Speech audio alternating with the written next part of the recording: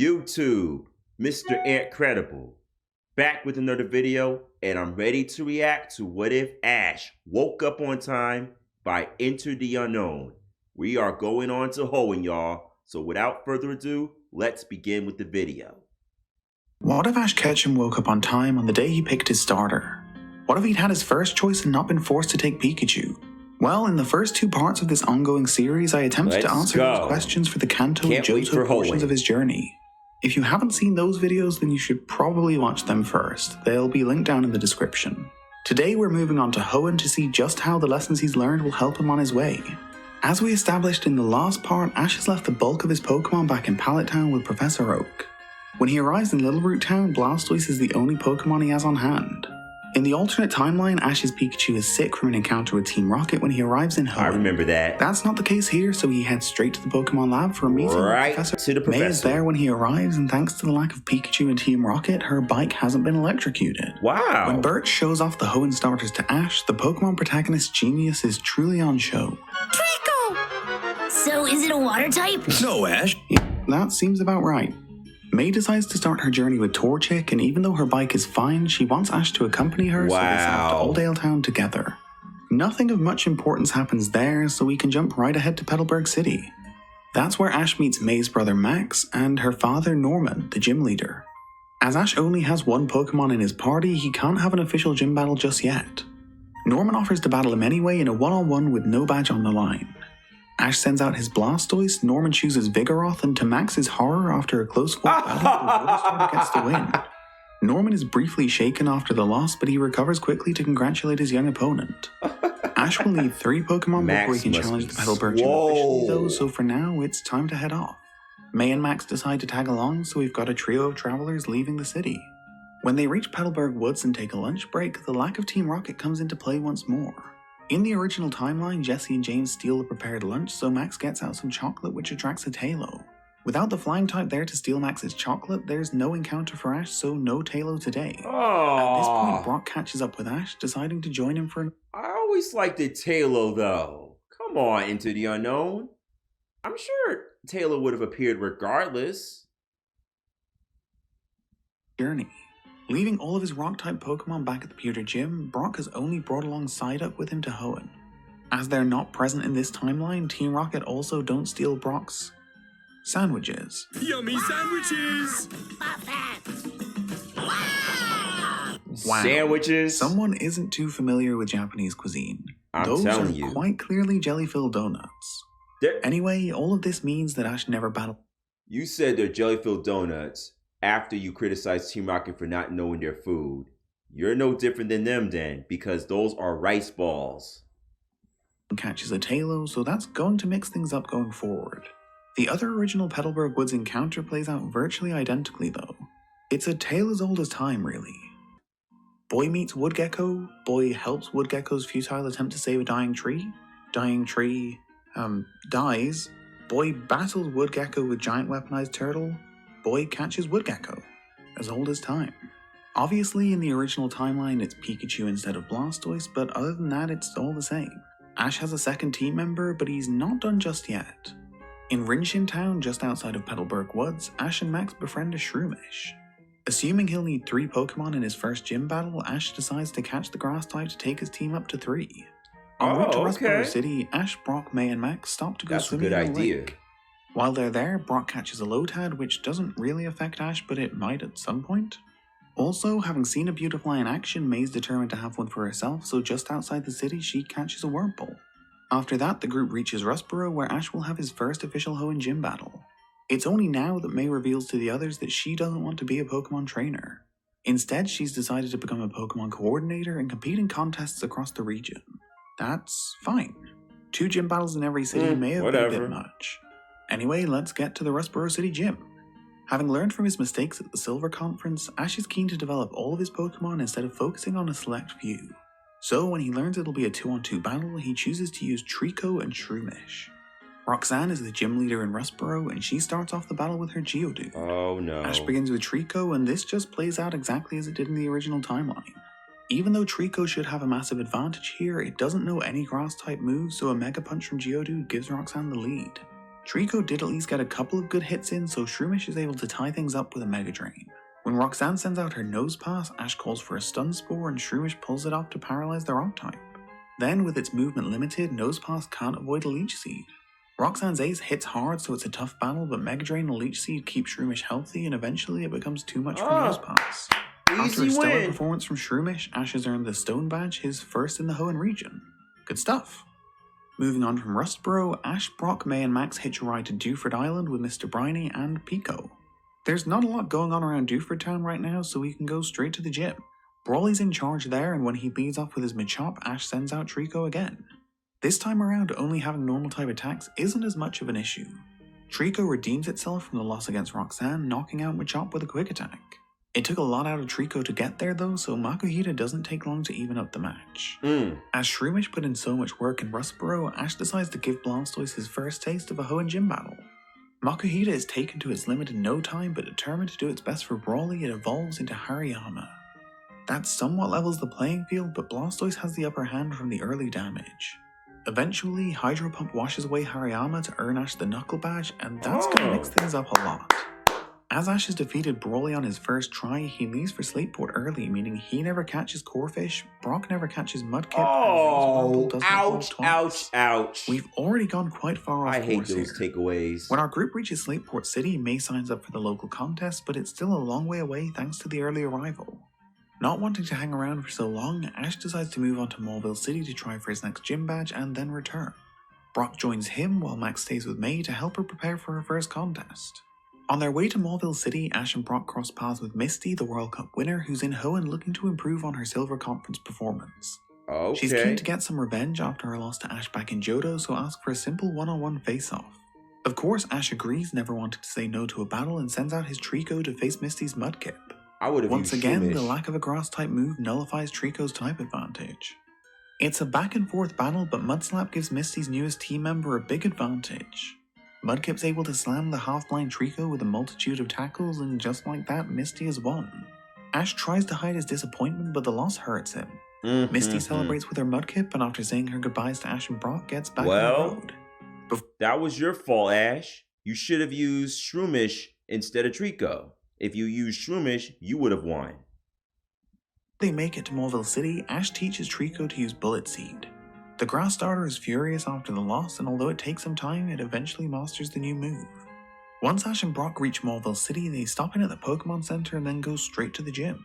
Watson's the leader there, and he tells Ash that it'll be a 3-on-3 battle, so Blastoise and Trico begin the battle, but even with Quick Attack, the grass starter can't keep up with the Electro Ball. Sonic Boom knocks out Trico, so Ash is forced to send out Blastoise as a replacement. Voltorb rolls rapidly towards Blastoise as Watson calls for self-destruct, but Hydro Pump sends it flying back to the far wall of the gym, making it an almost pointless sacrifice. When Magnemite replaces Voltorb, it starts out with a Swift. Blastoise then misses with a Hydro Pump before a Thunder Wave leaves him paralyzed. Looking to avoid any big hits, Ash calls for Dig, so Blastoise tunnels underground. When he surfaces, he blasts Magnemite from below, sending it crashing into the ceiling. That leaves Watson with only one. Magneton is up last, but when Ash calls for another dig, Blastoise can't move. That allows Magneton to fire a Zap Cannon barreling into the motionless water type, tying up the match once more. Shroomish enters the battle last and starts by going for a Leech Seed. The attack lands, tying up Magneton, but it doesn't last long. Metal Sound shreds the vines, allowing Magneton to press on and attack with Spark. Shroomish is blasted back but recovers in time to counter with a Mega Drain, although it barely seems to affect Magneton. Backed into a corner and weak from the hits, Shroomish glows bright and evolves into a Breloom. Watson ignores the new development and calls for Spark once more. When Magneton closes the distance though, Breloom swings and connects with a powerful Mach Punch. Each perfect attack scores a critical hit, knocking out Magneton to hand Ash a last gasp win. Once he's heaped praise on the newly evolved Breloom, Ash receives his Dynamo badge from Watson and, after returning to Slateport City, for years, I always thought Ash should have a Breloom. A Breloom would be a great Pokemon for Ash. It's a competitor. It almost reminds you of how Infernape is for Sinnoh. I think a Breloom will be a perfect Pokemon for Ash because of his competitive nature, just like Ash is. Like, Ash is the kind of trainer who don't back down from any battles whatsoever. I like that. Breloom is definitely a perfect Pokemon for Ash. Brock catch up with May and Max. In their weeks apart, May's Wurmple has evolved twice, reaching its final stage. The Slateport contest plays out exactly the same as the original timeline. Drew, a trainer May met while the others were in Morville, ends up defeating her in the battle stage, but falling to Robert in the final. May is disappointed but determined to improve and more keen than ever to become a Pokemon coordinator. That's it for Slateport City, so it's time to move on to Fall Arbor Next Town. time, May. On their way there, while traveling back through Morville, Ash finds an Electrike near the power plant. Oh! Eager to catch a new Pokemon for his team, he battles it with Trico, wearing it down enough for the catch. Then, on their way to Fall Harbor, May comes across a Skitty who appears to be ill. After bringing it to an aromatherapy lab called the Greenhouse, May waits for it to return to full health before offering it a place on her team. Skitty decides to join her, so that's another new Pokemon for our group, but again, it's not that important as it pertains to Ash. When they reach Fall Arbor Town, May enters the contest there, and as she did in the original timeline, she wins. Oh, well, who saw that coming? After that, it's time to move on to Laveridge Town, the location of the next closest gym.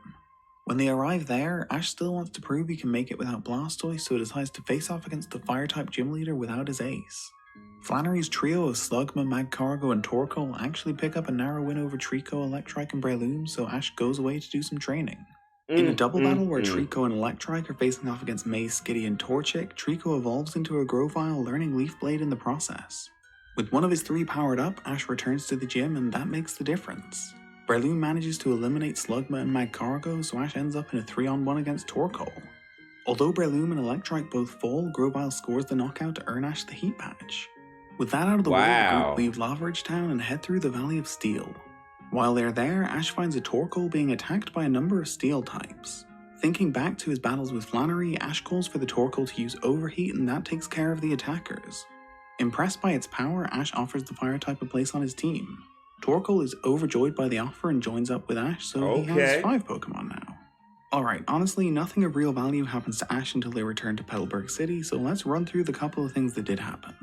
Everyone makes it to Verdant Turf Town safely, where May enters a contest, and she wins again. That is her second ribbon. Good work, May. Brock's Lotad then evolves into a Lombre, and yeah, that's it. We're back to Petalburg. Wow. The situation that greets our group's return is a little bit messy. Norman? It's Mom! I'm going anywhere but here. After Norman's marriage almost falls apart, though, we can get into the gym battle. This one doesn't actually change too much from the original timeline. Breloom replaces Pikachu, managing to defeat Slackoth and badly injure Vigoroth before being knocked out. Torkoal then finishes the job against Norman's Vigoroth before Slacking takes us into a 1-on-1. Finally, Grovyle takes a beating, but Leaf Blade ends up defeating Slacking to earn Ash's 5th gym badge. Like normal. Slowly but surely, Ash is proving to himself that he can get by without Blastoise. That'll do it for Petalburg, so let's move on. While traveling towards Fortree City, Ash and friends run into Misty once again. Looking to even things up after the loss outside of Morville City, Ash challenges her to a battle. Ash selects Electrike, knowing Misty's water-type preference, and she calls on her Garabus. It's a back-and-forth battle, but Garabus seems destined to triumph when Electrike suddenly begins to evolve. After the evolution, Manectric has a second wind and Manectric, let's go! Misty's frustrated by the loss and says a quick farewell before leaving to return to her training. A little further down the road, May is literally kidnapped by a Skarmory. That's not great, or is it? This leads to May meeting a Bulbasaur who ends up joining her team, so not the worst kidnapping ever. In Rubello Town between Morville and Fortree, May enters a contest and loses. Drew wins though, so it's nice for him at least. To cheer her up though, May enters the Crossgate Poké-Ringer, which she wins with Beautifly. In the original timeline, Ash won with Swallow, but without any flying types on hand, he can't even enter this time around. James knocked May out originally, but he's not here either, so she picks up the win. Seriously, everything that happens for the time being is about May. After arriving in Fortree City, everyone meets Winona, who seems to be responsible for May's kidnapping. Ash is told that he has to wait a few days before Winona can battle him, so after learning that she's a flying type specialist, he asks for a double battle with May. He asks her to use Torchic and Beautifly against his Grovyle and Breloom so he can practice battling with a type disadvantage. After Beautifly is knocked out, Torchic evolves into Combuskin and defeats Breloom with a peck. Grovyle still manages to pick up the win, but again, mostly about May. Anyway, after a couple more days of training, Winona's ready to battle, so she invites Ash to the gym. They get things going and the beginning plays out just like it did in the original timeline. Grovyle faces Altaria and uses its exceptional speed and agility to overcome the disadvantage. After taking some damage, Ash decides to switch Grovyle for Manectric when Pelipper's sent out. Even though Winona's come up with strategies to deal with electric types, they aren't enough to save her Pelipper. Spark only has to land once to give Manectric the win and leave Winona with one. The last member of her team is a shiny Swellow, which, yeah, that's pretty cool. A Hyper Beam causes Manectric's demise, but it also forces Swellow to slow down and recharge. That allows Grovyle to enter the battle and strike with Quick Attack, but an Aerial Ace eventually knocks it out too. After taking a couple of gym battles off, Ash is happy to use Blastoise once again. With the damage dealt by both Manectric and Grovyle, Blastoise doesn't even have much work to do. One well-timed Ice Punch flattens Swellow to finish off Winona, so Ash can add the Feather Badge to his case. That takes his total to 6, so he's just 2 away from earning entry to the Evergrande Conference now. Between the cities of Fortree and Mossdeep, nothing significant happens to affect Ash, but there are a few things worth mentioning. In Lily Cove City, May wins another Pokemon contest, taking her ribbon total to 3. Then, because of Team Rocket's absence, Ash and friends completely miss out on all of the grand. It plays out a little differently, but doesn't end the world or anything, so we're all good to keep going. I hated that. On Mossdeep Island, the twin gym leaders, Tate and Liza, are ready to take on Ash. As it's a double battle and Pikachu and Swellow aren't here for some Thunder Armor strats, Ash decides to use Grovyle and Breloom. I'm not gonna lie, I used to think that was one of the most weirdest, most bogus strategies Ash ever used to win that 7th gym badge. But in this story, I think it'll be a lot better. Not saved when Team Rocket crashed the party while the twins are locked in a heated argument. Without Jesse and James around to interrupt the battle, allowing them to refocus though, Ash is able to capitalize on their poor communication skills and pick up an easy win.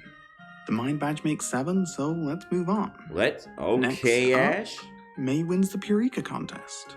Her whole journey really hasn't been changed much by Ash waking up on time. Another incident that translates over is Brock's Lombre stealing a Water Stone and evolving into a Ludicolo.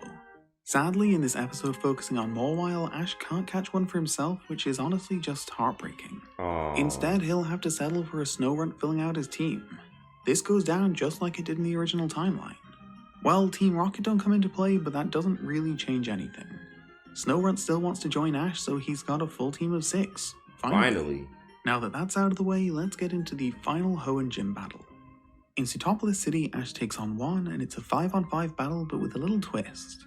To get things started, they have a double battle, and although the challenger can make changes, the gym leader can only use his chosen 2.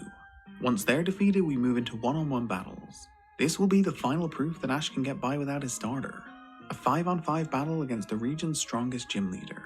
If Ash can succeed here without his Blastoise, then maybe he's truly ready for the Pokemon League. Ash starts the battle with Manectric and the newly caught Snorunt facing off against Juan's Celio and Seaking. With almost no prior training, Snorunt is quickly defeated, but when Breloom comes in to replace him, Celio and Seaking are both wiped out. The battle then changes format, with Ash taking a lead into the 1v1 portion. Grovyle starts things off against Love Disc, but when a Sweet Kiss paralyzes the grass type, it's too much to overcome. Juan's Love Disc knocks off Grovyle with a Water Gun to tie things up. Breloom returns to battle and saps the last of Love Disc's health with a Mega Drain, and then when Whiscash enters, he repeats the attack. Whiscash goes down in 1 while simultaneously healing up Breloom, so when Juan sends out Milotic, things aren't looking good for him. Milotic knows Recover though, so the back and forth with Breloom features plenty of healing. Eventually, Milotic scores the knockout, but Breloom has done an incredible job. Ash sends out Torkoal next to see what the fire type can do, but the answer is not a lot. That leaves only Manectric. It's a tough battle with Milotic healing up whenever Manectric seems to get the upper hand. Worn out from the double battle and struggling to dodge Milotic's attacks, the Electric Dog breaks out Thunder for the first time.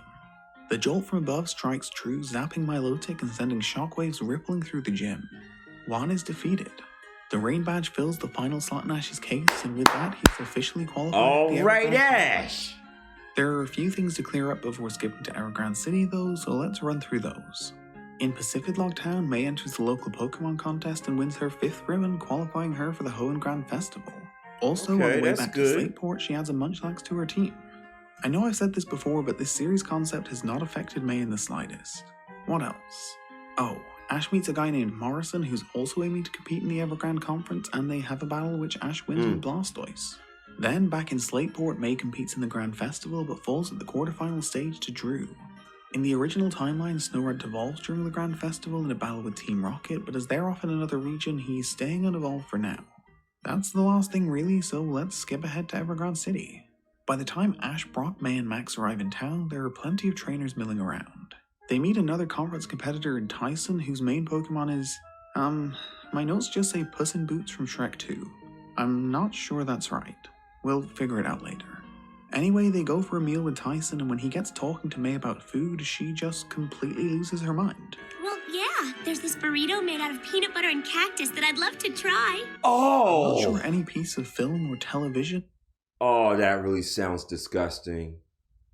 Please tell me that was just the voice over the characters that made that mistake. Please tell me that was the case. I gotta look that up. Or media or anything has ever made me as viscerally uncomfortable as that. Seriously? Anyway, moving swiftly on. Ash registers for the Pokemon League and then in a call with Professor Oak decides that he'll only be using the Pokemon he has on hand. This team has done him well and they deserve the opportunity to go all the way. In a practice battle before the tournament begins, Snorunt evolves into Glalie, so now 5 of Ash's 6 team members are fully evolved. Okay. After That's that, cool. the tournament gets underway. Ooh, I Ash can't faces wait. off against a trainer named Gilbert in the preliminaries, and Blastoise just has too much for Hitmonlee. Oh, Using Dig to avoid easy. high jump kicks, Hitmonlee damages itself repeatedly, leading to a nice easy win to start off the Evergrande Conference. The early Okay. stages of the tournament proper will see trainers facing off in double battles, and Ash gets his run going with Glalie and Torkoal against Dominic, Swalot, and Tropius. Although it's a much tougher test than the prelims, Tropius can't last long against a barrage of super effective attacks, and once they take it into a 2-on-1, Glalie and Torkoal don't let up. Swalot falls 2, meaning Ash progresses, with 1 more win securing him entry to the victory tournament. The last trainer standing in his way Okay, is Ash. Clark. Come on, Ash. You Against got his this. Charizard and Quilava, Ash calls on Manectric and Grovyle. It starts out a little bit slow for Ash, but once Quick Attack and Thunder combine to wipe out Charizard, it's another fairly simple 2-on-1. When Quilava faints, Ash celebrates with his victorious Pokemon. All right, and is Ash. voted into the top 32. As he's been watching on in his off time, Ash knows that all of his rivals made it through to the victory tournament too, but he avoids them all in the round of 32 draw. Lucky Instead, break. for the first full battle of the Evergrande Conference, he'll be taking on Ooh, Katie. she was one tough They cookie. begin on a rock battlefield with Ash's Torkoal going one-on-one against Katie's Venomoth. After landing a Stun Spore though, she immediately switches out to her Golduck, who was able to pick up the win with a Hydro Pump. That is Katie's strategy through and through. Smart plays, quick switches, always keep things moving. When Ash calls on Manectric, Katie switches again out to Dugtrio, but a Roar forces a further change to Walrein. Unable to move cleanly on the rocky terrain, Walrein's blasted by a Spark and then blown away by Thunder. Knowing a call for Dugtrio will just result in another Roar, Katie sends out her Misdreavus next. Ash wastes no time in calling for Thunder, but Katie's one step ahead and tells the Ghost type to use Destiny Bond. Uh-oh, I Misdreavus hate is that wiped out move. by the powerful blast of electricity, but before Ash can celebrate, Manectric faints too. The next matchup sees Breloom facing off against Dugtrio, and it could go either way. In the end, Breloom just about edges it with a Mega Drain before Dugtrio can strike with Double Edge. Okay. That brings the battle to half-time, which means the battlefield can switch up and it becomes a water field. Ash and Katie start with Blastoise and Golduck respectively, and in the second half, the battle really turns in Ash's favor. Once Blastoise eliminates Golduck, Glalie takes care of Venomoth, and there's just not a lot Scizor can do with so much water in play. Katie's final Pokemon can't avoid a Blastoise Hydro Pump, so Ash will be moving on to the round of 16. Okay. When Ash goes with Morrison to see You the next got round this, of Ash. matchups, the two fast friends see they've been drawn against one another. Since meeting before the Evergrande Conference, the two have bonded due to their equally competitive natures. After seeing his next opponent though, Morrison runs off without saying anything, and it seems he's having more problems with the draw than Ash. The next day, the battle begins and Morrison seems hesitant to attack. After easily brushing aside Girafarig, Growlithe, and Swampert on the ice, Dang! the battle reaches its halfway point. Ash goes to Morrison and gives him a pep talk so that he'll give his best in the second half. Come That on, spurs man. Morrison on, so Steelix, Gligar, and Metang do much better, but it's too little too late. Ash Unfortunately, wins the battle with Blastoise, Grovyle, and Breloom still standing, meaning he'll be fairly fresh for his quarterfinal matchup. Down to the final 8, the conference organizers make the draw, pitting Ash against Tyson. When the quarterfinal gets going, the beginning plays out just like it did in the original timeline. Ash's Glalie and Tyson's Sceptile start out with an Ice Beam and a Solar Beam respectively, and the two attacks collide, causing an explosion that knocks out both Pokemon. oh, The second face-off of the battle wow. sees Tyson's Shiftry taking on Ash's Torkoal, and again Torkoal this is got identical this. to the original timeline. After taking some serious damage, Torkoal connects with a Flamethrower for the win. Hariyama's up next, and yeah, we're still staying on course. Ash's wake-up time really hasn't changed anything yet. Hariyama's thick fat makes it easy to close the distance, and a Brick Break crushes Torkoal to tie up the match. Ash calls on Manectric third, so we're finally leaving the path of the original timeline. When Tyson calls for an arm thrust, Manectric leaps out of the way and hits Hariyama in the side with a crunching spark. With the damage already sustained from Flamethrower, the attack finishes off Hariyama, taking us into half-time. The battlefield switches from grass to rock at the half, and when the battle restarts, Ash selects Blastoise and Tyson calls on Donphan. Tyson tries to nullify Donphan's disadvantage by calling for Sandstorm and then Roll Out. Blastoise can't see his opponent and gets slammed by Donphan, but Ash eventually calls for Dig to help him avoid the continuing attack. After biding his time underground while the Sandstorm dies down, Blastoise surfaces behind Donphan and blasts it with a Hydro Pump. Got him! The super effective attack sends Donphan straight into the inner wall of the stadium, knocking it out to stretch Ash's advantage to 2. Tyson sends out Metagross next, and the pseudo-legendary takes advantage of Ash's tiring team. A devastating Meteor Mash leaves Blastoise weak, and after scoring a hit with Hydro Pump, Psychic finishes the job. Then Manectric returns to battle and connects with Thunder before Hyper Beam wipes him out too. When Grovyle enters the battle, Metagross is recharging, so the grass type can freely pepper it with Bullet Seed. Focusing all of its attacks on one spot, Grovyle badly weakens Metagross, and when the two come together with a Leaf Blade and Meteor Mash landing simultaneously, both Pokemon faint. That performance from Metagross has pulled Tyson level with only one Pokemon left for each trainer. Breloom. Meowth and Breloom enter the battle and immediately get to work. Breloom got this. Breloom sends a Leech Seed flying towards Meowth, but it slashes through it instantly and pushes forward to strike with Iron Tail. Breloom is forced backwards but counters with a Dynamic Punch that Meowth manages to dodge. Slash lands for the geared up Meowth as another Dynamic Punch is easily avoided. Aside from a Mega Drain, Breloom struggles to land anything of note. With Meowth in complete control, Ash calls for a Solar Beam as Tyson orders Meowth to close the distance and attack with Slash once more. Before Breloom gets going though, Ash calls an audible and shouts for Dynamic Punch, and Meowth's complacency catches it out. Expecting a stationary opponent, Meowth's approach is careless and predictable, allowing Breloom to land a powerful Dynamic Punch right on the cat's jaw. Got him! It's not quite enough to take down the determined Meowth, but with confusion setting in, Breloom's firmly in control. Meowth sends an unprompted Thunderbolt in Tyson's direction before swinging an Iron Tail at Fresh Air. While this is happening, Breloom charges up a Solar Beam, unleashing the energy right at Meowth, who's finally defeated by the attack. Finally! Tyson returns Meowth to its Pokeball, congratulates Ash on a fantastic battle, and raises his arm in victory. With that, Ash is moving on to the semi-final. Now, here's where we run into a little bit of a problem. Ash lost to Tyson in the original timeline, that we know. And we never get to see any of the semi-final match. Oh. So, I don't know who Tyson faced or what Pokemon they had. I do know Tyson beat them though, so I'm gonna say that Ash did too. Luckily, in this timeline, we do know who's waiting across from him in the final. I think Avoiding the toughest opponents throughout and spurred on by her will to defeat her main rival, the World Cup winner Misty has made it into the top 2. Oh, the Ash. line up on opposite sides of the arena, and the crowd goes silent as the battlefield randomly generates 2 ice. Knowing that it will likely be a water type to start, Ash leads off with his Grovyle and, as predicted, Misty sends out her Gyarados. The battle begins, and as Ash calls for a Bullet Seed, Misty goes for Flamethrower. It burns up the incoming attack before Gyarados turns its attention to the battlefield. Instead of attacking Grovyle, Gyarados uses its Flamethrower to get to work melting the ice. Not keen on battling in a pool, Ash calls for a Leaf Blade trying to stop Gyarados, but the Water Serpent just absorbs the hit and keeps on burning. Eventually, there's no ice left to stand on and Grovyle splashes down into the water. Before Flamethrower can be directed towards the Flailing Grass type, Ash recalls Grovyle and sends out Manectric. It may not be the best swimmer, but an all-water battlefield does offer up some advantages. As Manectric attempts to spark though, Misty makes a switch out to her Quagsire. The partial ground type soaks up the hit with ease and then sends a Mudshot splatting into Manectric's face. Oh, that's bad. With reduced visibility and limited movement in the water, Manectric can't get close enough to use Bite, and a second Mudshot earns Misty the first win of the match. Ash calls on Glalie next, who's unaffected by the pool below as he floats above the battlefield. After dodging a few attacks, Glalie connects with an Ice Beam that freezes Quagsire, allowing Glalie to strike a motionless target with Headbutt to level up the match. Got him. Misty sends her Gyarados back out next, and without the threat of electric attacks, the Water Flying type is free to cut loose. That's Glalie bad. and Gyarados exchange attacks with Ice Beam and Flamethrower both connecting, but it's Gyarados who picks up the win. Ash calls on Blastoise next, desperate to get back in front before the break. There are a few icy platforms on the field thanks to Glalie, but Gyarados is definitely more comfortable navigating the battlefield. Still, when Misty calls for Bite, Gyarados is forced to move in close. As it crunches down on Blastoise's arm, he swings a wild Ice Punch with his free hand, smashing into the side of Gyarados' head for the knockout.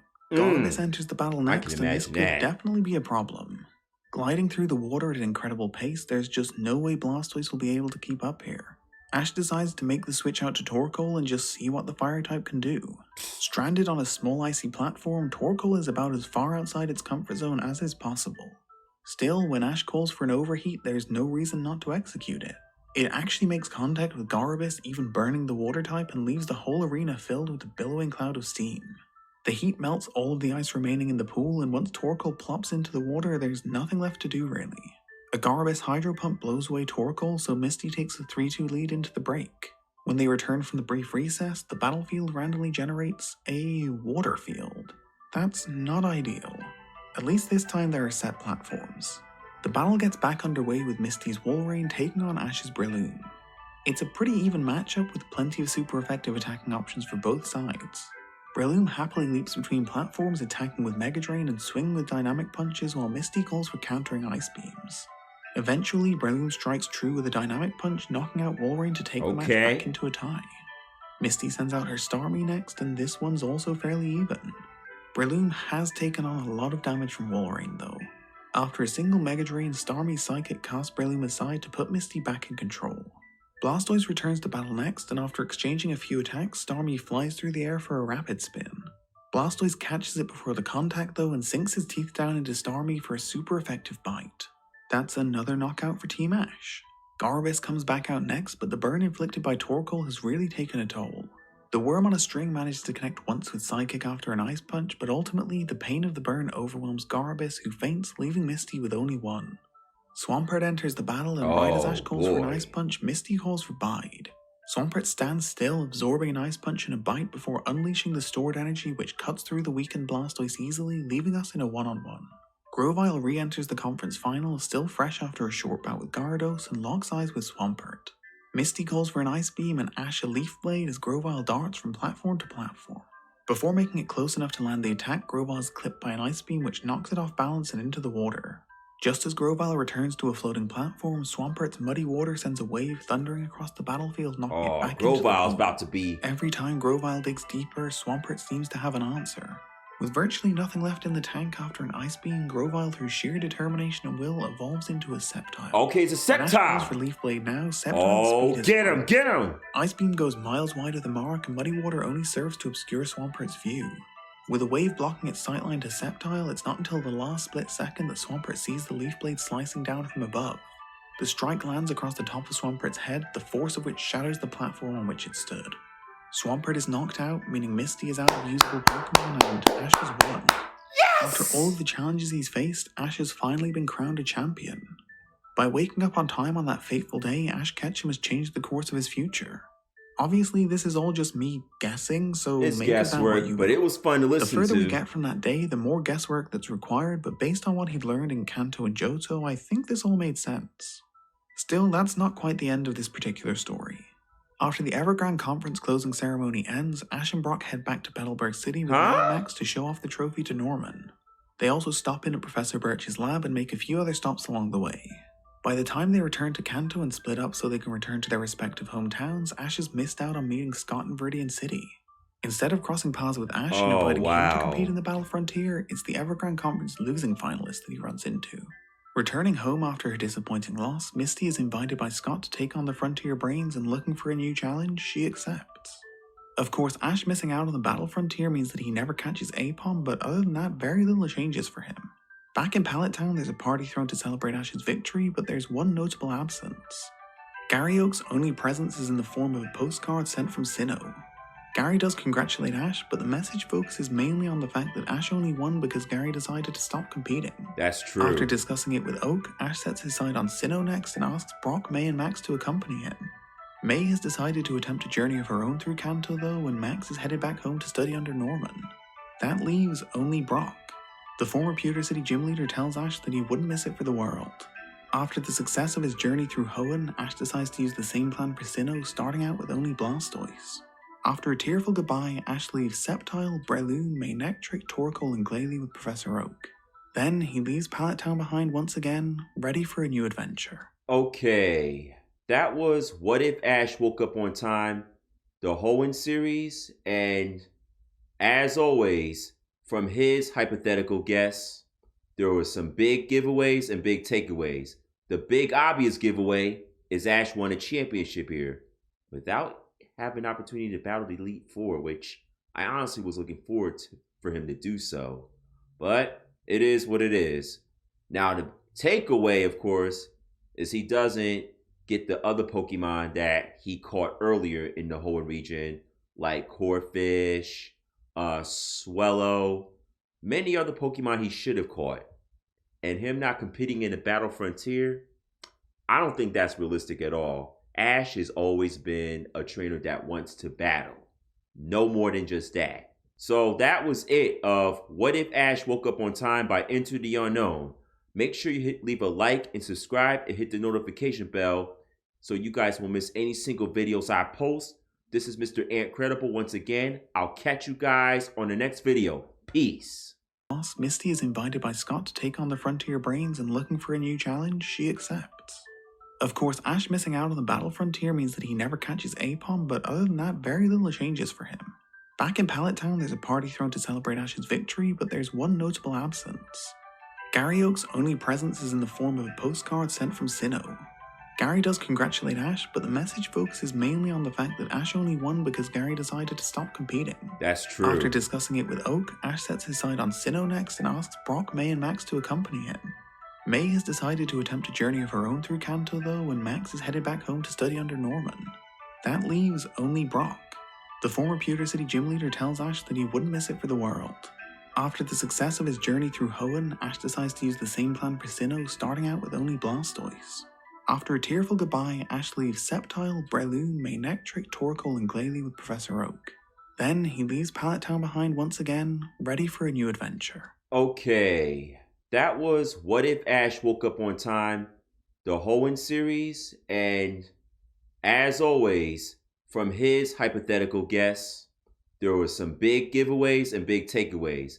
The big obvious giveaway is Ash won a championship here without having an opportunity to battle the Elite Four, which I honestly was looking forward to for him to do so. But it is what it is. Now, the takeaway, of course, is he doesn't get the other Pokemon that he caught earlier in the Hoenn region, like Corphish, Swellow, many other Pokemon he should have caught. And him not competing in the Battle Frontier, I don't think that's realistic at all. Ash has always been a trainer that wants to battle. No more than just that. So that was it of What If Ash Woke Up on Time by Into the Unknown. Make sure you leave a like and subscribe and hit the notification bell so you guys won't miss any single videos I post. This is Mr. Incredible once again. I'll catch you guys on the next video. Peace.